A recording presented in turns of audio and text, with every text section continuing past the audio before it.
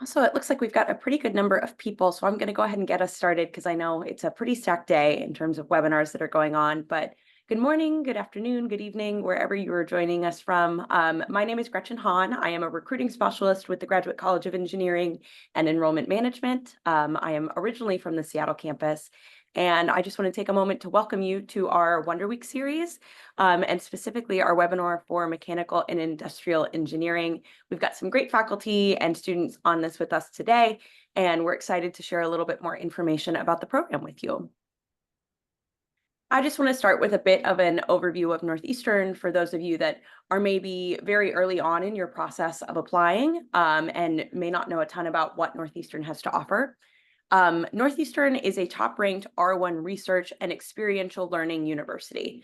I would say that experiential learning model is the reason that people come to Northeastern and to study with us. It is the thing that we are known for. We're currently ranked #1 in co-op and internships by USA and World News because of this ethos of experiential learning and the dedication to letting students have that experience both inside the classroom and inside a professional team in the professional world where they can use those skills that they're learning in real time to further develop their education.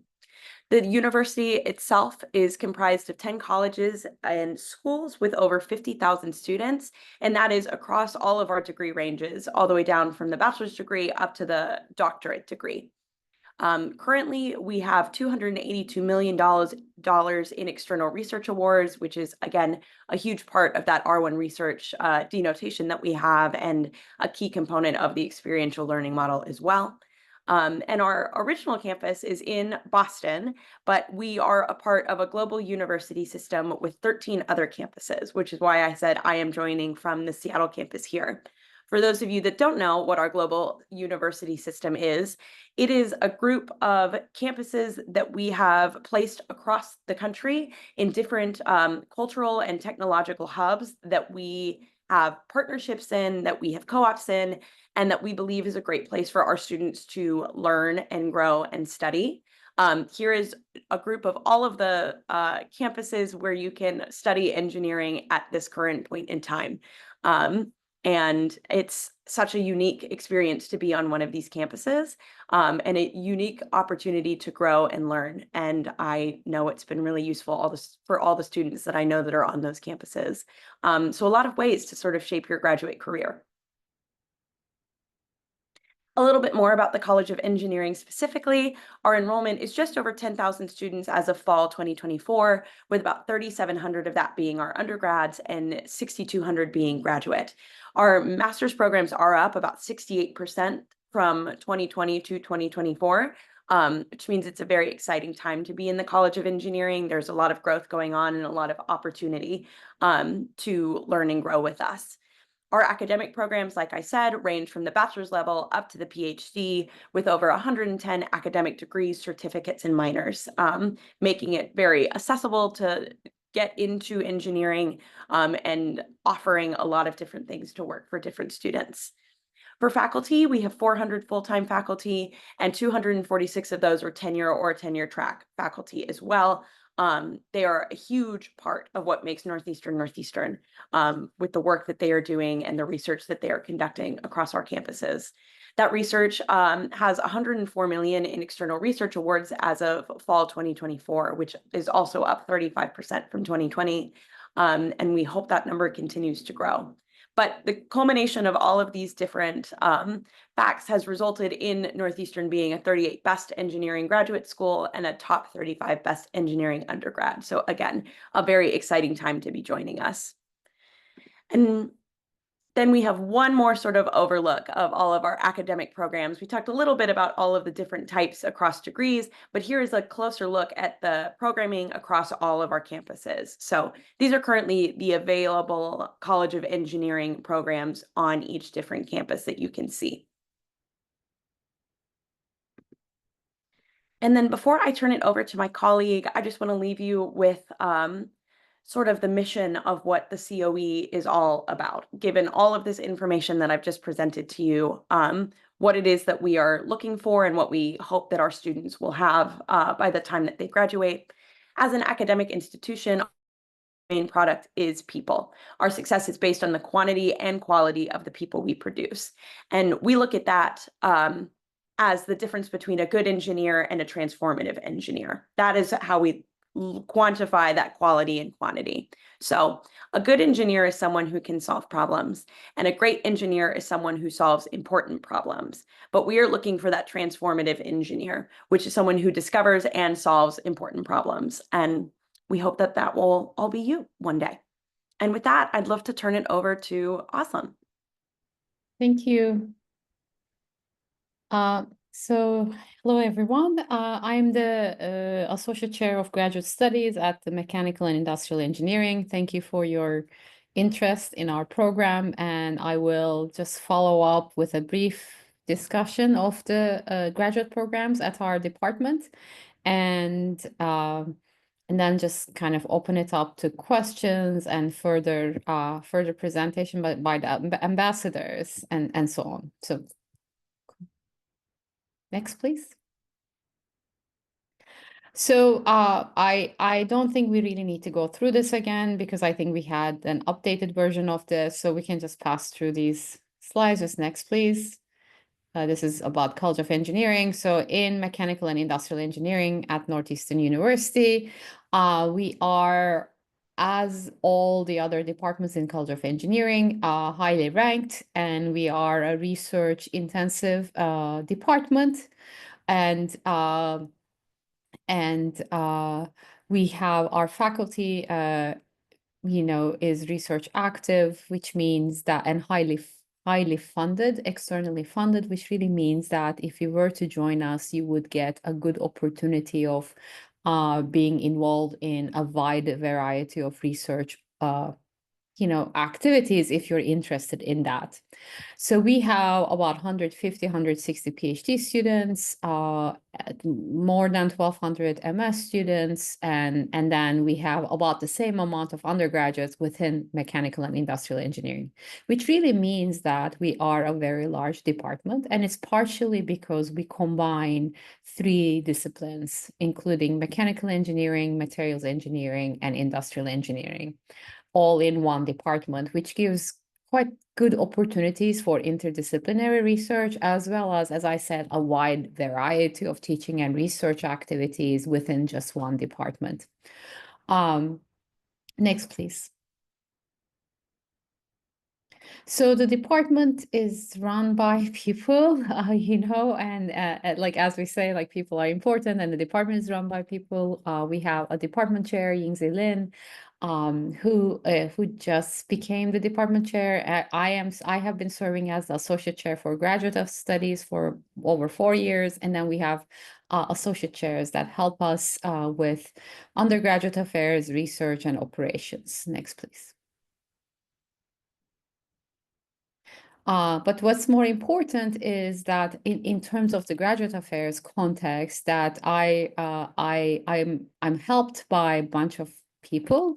The first set of people who help me are our wonderful administrative assistants, and particularly for you, the 2 people who would be most interesting for you would be Nicole Sosa, who really helps with all the MS related issues, including applications and assignment of course assistants, anything really about MS, we go to Nicole. And then the second person, if you're interested in our PhD programs, is Shannon Luck, and she helps with all the graduate affairs stuff, including PhD. So what we do within the graduate affairs group is we manage the recruiting and admission processes. We manage the teaching and course assistant assignments to different courses every semester. We manage graduate awards. We look at petitions, requests, and we manage the PhD qualifying exams. We also help coordinate all more than 10, about 12 graduate programs that we have in the department with the help of program coordinators. And we help advising within these programs to all the students that you might become one day by helping the program coordinators and advising. Next, please. So Next, please. So as I mentioned, we do have about a dozen programs, including a set of master degrees and then 2 PhD degrees with different concentrations as well. So the master's degrees include operations research, data analytics, energy systems, engineering management, robotics, advanced and intelligent manufacturing, and human factors. These degrees do not have a corresponding PhD degree within our department, but they might as very well lead to one of the 2 PhD degrees we have, which is in mechanical engineering or industrial engineering. You can also get a master's in mechanical engineering or industrial engineering. And then we do have the corresponding PhD program in mechanical and industrial engineering, or you could apply to the PhD degrees without the master's as a direct entry or with a master's from another institution. If you're interested in the mechanical engineering master's or the PhD degree, we actually have 5 different concentrations for mechanical engineering, including general mechanical engineering, mechatronics, material science and engineering, mechanics and design, and thermofluids engineering, which means that if you're applying into mechanical engineering, either as an MS student or a PhD student, you should actually choose one of these concentrations in your application, because at the end of the day, when your application will get directed to one of the program coordinators in these concentrations and get evaluated within that concentration. So it's really, really important to really look at these concentrations and make the right choice in terms of your interests and your fit. In industrial engineering, we do not have concentrations, so we do have just one program coordinator that manages all industrial engineering MS and PhD degrees. We also have some other interdisciplinary programs that we participate in, such as the product development MS and the interdisciplinary PhD. Thank you. Next, please. And as I said, I manage the entire graduate affairs, but I manage it with the help of all the graduate program coordinators and advisors. So these people you see on the screen are our faculty within mechanical and industrial engineering who are managing either a concentration or a program among the ones that I've just shown you on the previous slide. So these people are the experts within that program context, and they will be your first kind of line of contact when you have a question in academics. Or if you have a question about admissions, I would say again, if your question is kind of context specific to that program or concentration, you should ask that question to the people that you see on the screen, because they manage the admissions for each concentration or program by themselves. Next, please. And all of this information is available online as well. So just to give you the demographics of the department, we have about our traditional MS student, so we divide, if we were to divide and look at our graduate student body, we see that in our traditional MS programs, which is industrial and mechanical engineering, the division is about half and half. We have about 46% industrial engineers, and then the rest of our students are in mechanical engineering. And as you can see, within mechanical engineering, the most popular programs are the mechatronics concentration and the general mechanical engineering concentration. If you look to the bottom and look at the MS degrees that do, as I said, like these are the applied and professional MS degrees that do not have a corresponding PhD program in the department, the most students are in engineering management and data analytics engineering groups, and then we have and then followed by energy systems, robotics, and operations research. And then within our PhD programs, the divide between mechanical engineering and industrial engineering is about 60 to 40, obviously fluctuating from year to year. Next, please.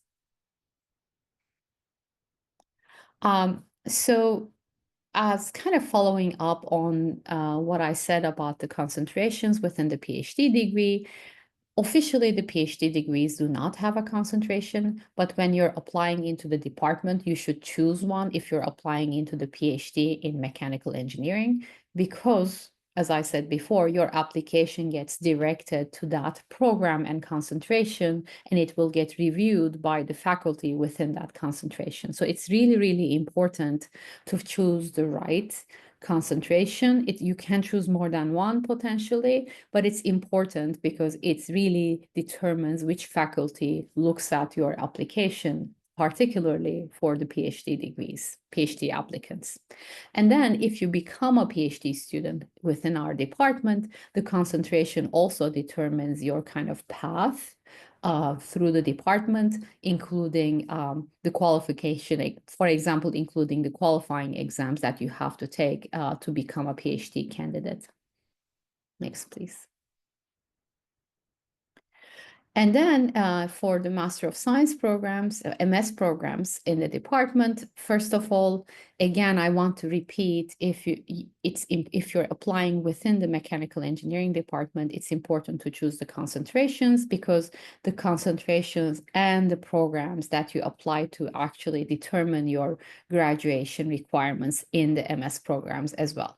And what that means is basically the set of core courses that you need to take, plus the set of electives that you're allowed to choose from, are determined by which program or concentration you're in. And for everyone, if you're a Master of Science student within our department, there are 3 ways that you can actually get a diploma. So I'll start from the bottom. So kind of the traditional way that most of our students is just they will just choose the coursework option, where they will take about 8 classes or 32 semester hours of classes to complete their requirements, and that takes about 1.5 years to complete. And with co-op, it will take about 2 years. And for most of our students, it takes about 2 years to complete. However, if you're interested in getting your hands into some research opportunities and trying it out, you can also choose to do the project option, which basically allows you to replace one of your electives with research work that is advised by a faculty member. And you get a grade for that research project that you do under the advisement of a faculty member, and that will count as your project. And you can graduate basically by doing a project plus 7 courses, about 7 courses. And then finally, the thesis option are for students who are really, really interested in research. And with that, what you can do is to replace 2 of your electives by 8 semester hours of research work that is under the advisement of a faculty member. And at the end of your thesis, before you graduate, you have to actually submit a written thesis that becomes a public document. And you have to also publicly orally defend your thesis if you're choosing to do the thesis option. So it is a much more kind of a serious research experience for students who really want to write a thesis, potentially get published, and potentially go into a PhD study. So a group of our students choose to do project and thesis option. But as I said before, most of our students will actually go with the coursework option. But there are opportunities within the department in every program and concentration to also get involved in research. Thank you. Next, please.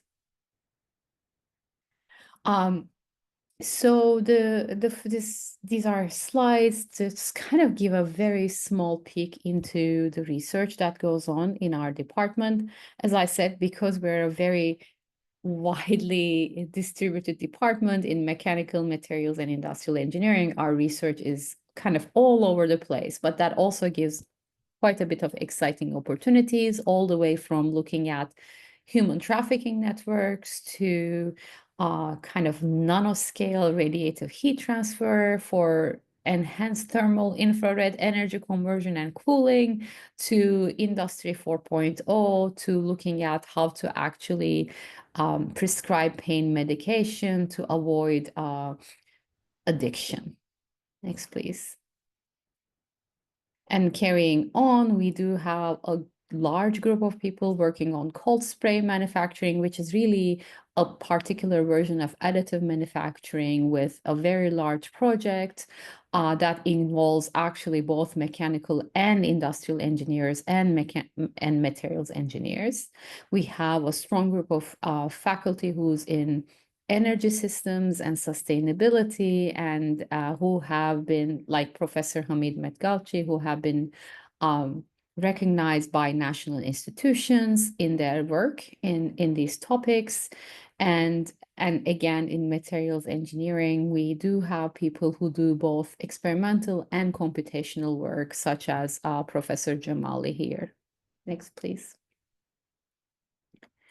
Coming towards the end of the presentation, I'd like to also give kind of a shout out to our student groups within campus.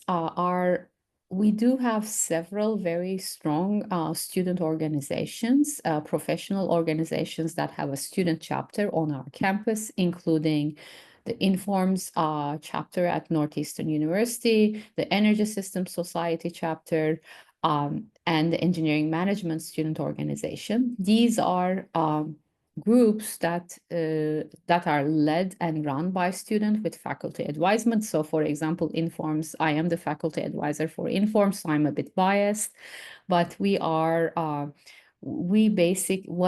these are all student-led organizations where they put together activities throughout the semester. These three organizations are in particular very, very active.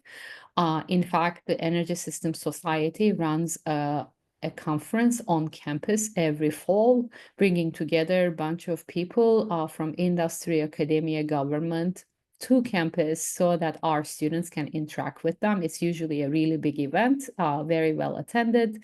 The Informs is short for Institute for Operations Research and Management Science.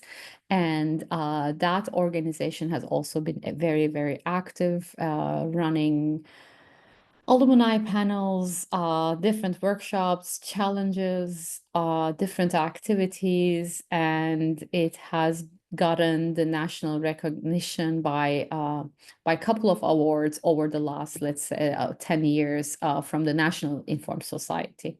Next, please. And our graduate students go to different jobs. So for our PhD students, I would say it's a fairly good division between industry, between our students going into industry and more research and academic jobs. I would say there has been an uptick in the number of students who have been going into research and academic jobs after they graduate.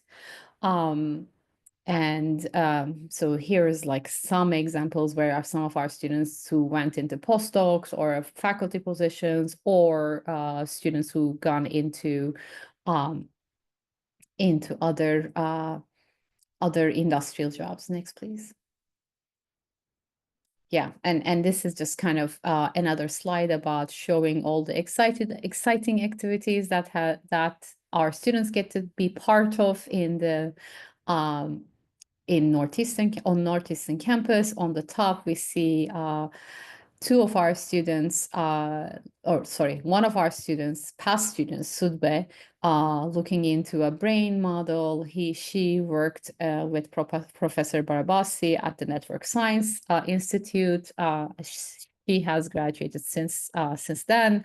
We also have Harsh here, who's one of our graduates from Energy Systems, who got to actually introduce Bill Clinton some years ago on the 11th annual Clinton Global Initiative University annual meeting, which actually took place on campus here.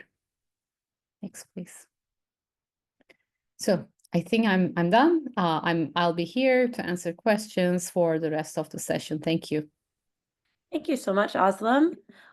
Just going to go through a quick overview of the admissions process, because again, we could have some people on this call that have already been admitted into the program, and then we might also have some people that are looking to submit an application. So I just want to give a quick overview of all of that. This is the College of Engineering roadmap of all of the steps that you will go through before you start graduate school at Northeastern. So after you get an application in and you're admitted, you will connect with your program coordinator and your student ambassadors. Program coordinator, also known as an advisor, and then our student ambassadors is a team of students in the College of Engineering that work directly with prospective students to answer any questions they might have about the transition to Northeastern University, because they have already gone through it themselves. You'll hear from one of our ambassadors, Sneha, here in a little bit. And again, any questions you might have about relocating to a new city, electives that they recommend other students take, anything like that, learning transit in a new city, they are an excellent resource for all things about making that transition as smooth as possible. You'll pay your enrollment fee, and that will activate your My Northeastern and Husky email accounts. And then we have a bit of the split in the road for our domestic students versus our international students. Domestic students, it becomes a pretty straightforward process if you have been through the college process before. You start your health report, submit all of your vaccines, you secure housing, figure out orientation, and move to course registration and then paying your tuition and fees to start classes. If you're an international student, there's a bit of a split at this point after you get all of your Husky IDs and your emails, because you will need to apply for your I-20 to be able to come to campus and study with us and get your student visa. Our Office of Global Student Services is a team of rock stars that know every in and out of what this process looks like and are available to students at every step in the pipeline to answer any questions and assist as they can about making sure you get this I-20 and that visa secured. Once that's done, the pathway looks pretty similar, again, with one additional check-in with OGS right at the time that you're booking your travel arrangements to, again, make sure everything is all squared away and you're ready to go as needed. And just hitting home again, reaching out to our student ambassadors. That QR code that you see on your screen right now will take you to our graduate student ambassador page, where you can see our ambassadors, and we have an ambassador for every program and on every campus. So any question you might have about what the program looks like, what it's like to move to a new city, we have someone on the team who's going to be able to answer that question for you. They're available across a bunch of other social media as well, which you can see on the left-hand side of the screen, all of the ways to get in touch with them. And with that, I'm going to pass it over to Sneha to introduce herself and talk a little bit about what the ambassadors are able to do. Hello, everyone. My name is Sneha. I am currently doing my master's in engineering management at Boston campus. So I have previous background in chemical engineering, and I decided to do my master's because I want to get into product and project management. And please reach out to the student ambassadors, because we are here to help you. Any question about admission, about the campus, about your particular coursework, anything that we can help you with, we will be more than happy to answer your questions. Yeah. Thank you so much. So a little bit of an overview of the timeline for applications right now. For fall 2025, we are past our PhD and our master's priority deadline at this time. That priority deadline, because we are on a rolling admissions basis, we are checking applications every couple of weeks and sending out decisions for master's students up until that final deadline. So even though the priority has passed, there is still plenty of time to get an application in for a master's program at this point. Some key dates you want to keep in mind: that June 1st deadline is going to be for any international students outside of the US. This is to make sure there's enough time for everything with the I-20 and visa process to make sure it is squared away and ready to go. For our international students already inside the US or Canada, that deadline is going to be July 1st. And then the final deadline for domestic US and Canadian students is going to be August 1 for our fall 2025 cohort. If you're looking to start a little bit later than that, our spring deadlines are listed below as well: August, October, December corresponding. Yeah, would love to see an application come in from everyone on this call.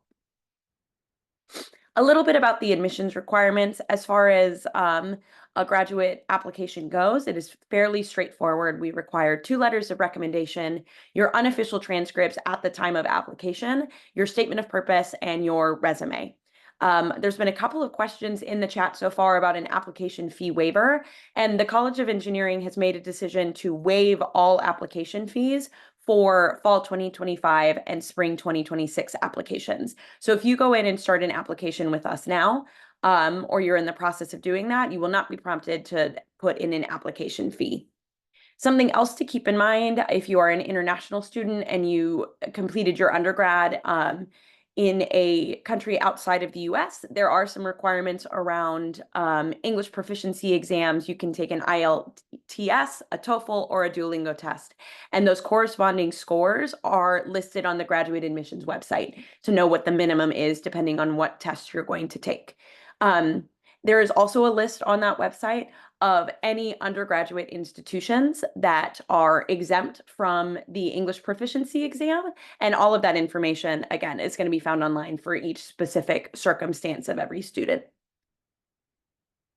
Something else I want to highlight as far as an exciting time in the COE is some of our scholarship opportunities that we have, particularly on our regional campuses. So in the beginning, we talked a little bit about all of the different places where you are able to study engineering with Northeastern University. And if you choose to go to one of those campuses, we are currently offering a 25% regional scholarship for all COE students that are accepted for fall 2025 or spring 2026. Obviously, it is specific programming offered on those campuses, and those campuses are also, in very specific places. So make sure it's something that you're interested in when you're looking at those. But it is stackable with other scholarships that we offer, all which can be found on the COE admissions page as well. That brings us to the end of our presentation. I just wanted to take an opportunity to highlight all of the ways that you can get in touch with the admissions team and make sure you're up to date on all things going on related to COE and what's happening in admissions. In particular, I want to highlight that admissions office email address, coe-gradadmissions@northeastern.edu. I am not going to be able to speak on this webinar to any specific applications to any specific individuals, just because we don't have access to that information right now. But any questions you have or questions that you have that might come up after the end of this webinar, that email address is going to be the best way to get in touch with the entire admissions team. And the turnaround on that is usually 1 to 2 days, business days, in terms of getting a response out. So any questions that you might have, make sure you take down that email address. Sorry, once you're done, I want to step in and answer a few of the questions in the Q&A verbally. Yep, you're one step ahead of me. That's going to be our next slide. I also just want to highlight really quickly that COE student ambassadors email underneath the email for the admissions office. That will go to the entire team. So if you have a question for an ambassador, but you're not really sure who it needs to go to, we will make sure it gets to the right person from there. So 2 really great emails to make sure you get a picture of really quick before we move on. And then, as Azam said, we are at our Q&A portion. And so if you want to hop in with a couple of questions right there, you go. Yeah. So I'd like to say a few words about the PhD applications and PhD admissions process, because this is the one that we usually get a lot of questions, and I do see a few questions on the Q&A form. So our PhD admissions process is extremely decentralized. It's really driven by the faculty because it's driven by funding opportunities that are open in any one of the labs. So the best thing to do is to apply for the PhD program that's right and choose the right concentration for you. And then if you see particular synergies with some faculty within that concentration, you might choose to send some emails to the faculty. But to be very honest, we do get a lot of these emails and it's very hard to respond to all of them. But as I said, if you apply to the right concentration, when the faculty has openings in their labs, they will actually come and look at all the applications that was sent to the concentration that they're in, and they'll go through all the applications and contact the students whom they see as a good fit to the opening that they have in their labs. So because of this, the PhD application process is admissions process is really kind of ongoing. We don't have deadlines. Because we want to keep the applications open as long as possible, just in case that an opportunity might open up in a faculty on a faculty lab later on in the during the time period. There will be a period where we will actually contact you saying that we feel like at this point we do not have any more opportunities. So if you haven't heard back yet from a PhD application, it means that your application is still open, and currently, so far, we have not found any faculty who found a good spot for you.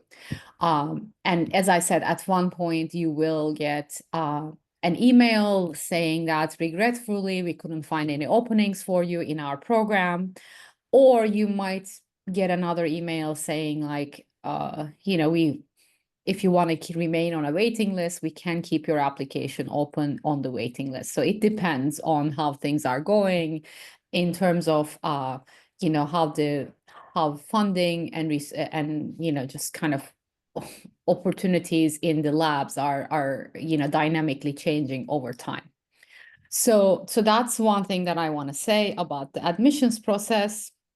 It's really not, the master's admission process is very different. Like, we get our master applications as was said, every couple of weeks we get the batch. The program coordinators will look at all the applications and make decisions, and then the decisions get released to you immediately if you're a master's application.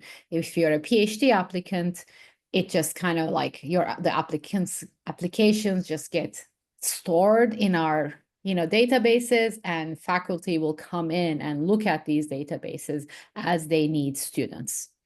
So I've seen a few questions around, can I apply to this program, that program as a PhD student? It's very hard for for any one of us to really judge any application before you apply. Honestly, as I said, we get hundreds of these emails.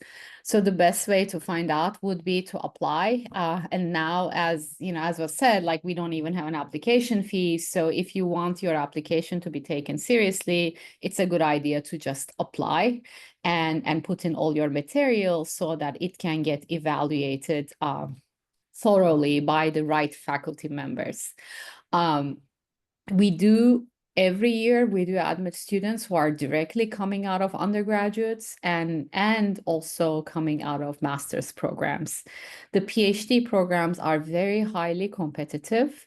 So please realize that, we get hundreds of applications for each PhD program. And at the end, we enroll maybe 20 to 30 students each year at max. So it is a very, very competitive program. We don't have the requirements, but we do look for the best students who are the best fits for a particular research project. So anything you can do to kind of, give a leg up to your application, you should do it, because it is, again, we do get a lot of applications, so we are highly selective when we're looking at PhD students. Okay, I think I have said, in terms of the funding for the PhD students, we do send out PhD offers with full funding.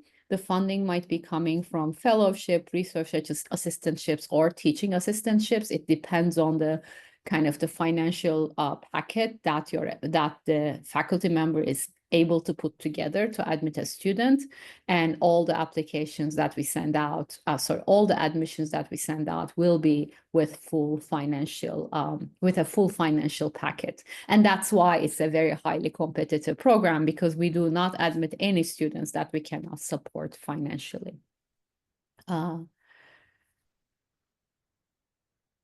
And I do see a few questions around master students and whether master students will have opportunities for either research or teaching assistantships. So these opportunities do exist, but they're not guaranteed, and they're not many. So and you will not be able to get them before you start the program. So usually the way that master students are able to get an assistantship opportunity is they come in, they start the program, they start taking classes, they start building a relationship with faculty in their interest areas. And as the faculty members get to know the student, they might end up giving the student an assistantship in a research project, or they might recommend them as a course assistant for being a course assistant in a class in the upcoming semesters. So that's how it works. But it's you're just not going to be able to get as a master's applicant, you will not be able to get a research or teaching assistantships as you're coming into the program for sure. I see a couple of questions about deadlines for admissions. That was a couple of slides back. International students outside of the US is going to be June 1st for fall 2025. International students inside the US or Canada is going to be July 1. And then August 1 is going to be for our domestic master's students looking to start fall 2025. All of those dates are also online on the COE admissions webpage. Mm-hmm. And then sorry, can I just answer one question and then I'll let you go ahead also? All good. So I do see some questions around already admitted MS students asking for academic advisors. So most of this academic advising starts later in the summer. However, if you have a particular question, the best person to ask, particular academic question, not like a visa question or a kind of a more of an administrative question, but an academic question about an MS program, the best person to contact would be the program coordinator, the faculty member who's the program coordinator for the program or the concentration that you applied to. Remember that slide I showed you with many people on it? So all of that information, that is the information about who is the program coordinator for particular programs in the department, is all available on the web. So I would suggest you to contact these program coordinators for specific questions about the upcoming MS program that you're starting. And the same with the PhD applicants. If you have a specific question about kind of an academic question or an admissions, question around the qualifications or, this and that about a particular PhD program, you should contact the program advisor for that particular program. We've only got about a minute left, and it looks like everything that is left is regarding funding and then decision timeline. If all of your applications are in and your application says that it is pending review or it's under review, then we are working on getting those decisions out as quickly as we can. We are in a very busy time of year with graduation coming up. And it's a very busy time for faculty as well, who comprise all of the PhD reviews of applications as well. And so if it's a delay, it's probably related to scheduling in that way. But everyone will hear back well before the deadlines and start dates to make sure everything, there's enough time to get all of that done. Funding, just because I am out of time, can be found on the COE graduate admissions webpage, funding for master's students, how those can stack in terms of scholarships on our global campuses, the limits of all of what that is, as well as other funding options that are available to MS students can all be found online. I'm sorry, we're not going to have a ton of time to go into that right now. But if you also want a couple more specifics or you have trouble finding that online, COE-grad admissions will be able to help you with some direct links to all of that information. So I do think we are going to have to say goodbye for now. And thank you all so much. Thank you, Özlem. Thank you, Sneha, for joining us today and talking a little bit about your experience and the programs. Thank you to everybody who joined to learn a little bit more about Northeastern University. Again, feel free to send an email if you have any outstanding questions. I know we're sort of a short time and we want to squeeze as much in as possible. So send us those questions. We'll get them answered. And thank you for spending your morning, afternoon, or evening with us, wherever you're coming from. Everyone have a great day. Thank you. Thank you. Thank you, everyone.